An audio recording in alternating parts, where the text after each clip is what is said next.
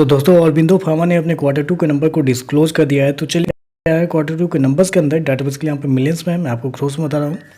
तो देखिए पिछले क्वार्टर की बात करें तो पिछले क्वार्टर में कंपनी ने 7,567 करोड़ के आसपास का रिवेन्यू जनरेट किया था ऑपरेशन के थ्रू। पिछले साल देखें तो 7,219 करोड़ के आसपास, जबकि अभी देखें तो कंपनी का रेवेन्यू 7,796 करोड़ आपको देखने को मिल रहा है। तो साल दर साल जाते हैं तो साल दर साल कंपनी के रेवेन्यू के अंदर लगभग बोल सकते हैं 7% के आसपास की तेजी आपको देखने को मिल रही है। वहीं अगर क्वार्टरली बेस पे जाते हैं तो क्वार्टरली बेस पे कंपनी के रेवेन्यू के अंदर लगभग 3% के आसपास की तेजी है। तो कंपनी का रेवेन्यू देखें तो आपको साल दर साल क्वार्टर बढ़ता हुआ देखने को मिल रहा है।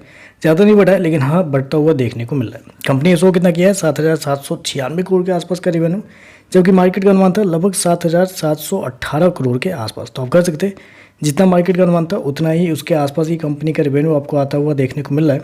खर्चे की बात कर लेते हैं तो देखिए पिछले क्वार्टर में कंपनी के खर्चे 6,462 करोड़ के आसपास, पिछले साल 6,331 करोड़, जबकि अभी देखें तो कंपनी का 6,724 करोड़ के आसपास आपको देखने को मिल रहा है। तो खर्चे भी देखें तो खर्चे भी कंपनी के ऑन एन एवरेज कंट्रोल में आपको देखने को मिल रहे हैं साल दर साल क्वार्टर दोनों।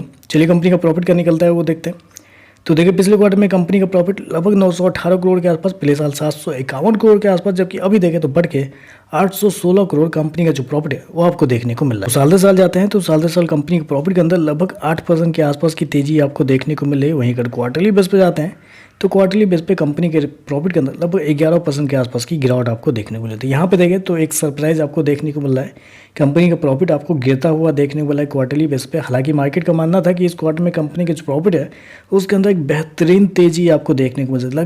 लगभग 30 से 35% के आसपास का मानना था कि कंपनी का जो प्रॉफिट है वो आपको साल दर साल बढ़ता हुआ देखने को मिलेगा, लेकिन यहाँ देखें तो मात्र 8% के आसपास का जंप आपको देखने को मिला है। कंपनी ने शो कितना किया 816 करोड़ के आसपास का प्रॉफिट, जबकि मार्केट का अनुमान था 1,003 करोड़ के आसपास। तो यहाँ पे देखें तो मार्केट का अनुमान से कंपनी का जो प्रॉफिट है वो आपको मतलब कमजोर आपको देखने को मिल रहा है। चलिए कंपनी का ईपीएस क्या है वो देखते हैं। तो देखिए पिछले क्वार्टर की बात करें तो पिछले क्वार्टर में 15.5 के आसपास था, पिछले साल देखें तो लगभग 13 रुपये, अभी देखें तो 14 रुपये के आसपास आपको देखने को मिल रहा है। तो ओवरऑल अगर देखा जाए तो रेवेन्यू ठीक है, रेवेन्यू आपको इनलाइन आपको देखने को मिला है, जितना मार्केट का अनुमान था उतना ही रेवेन्यू देखने को मिल रहा है। तो ऐसे में कंपनी का प्रॉफिट भी कम से कम इनलाइन होना चाहिए, लेकिन यहाँ पे देखें तो कंपनी का जो प्रॉफिट है वो मार्केट के एस्टीमेट से बहुत कम आपको देखने को मिल रहा है।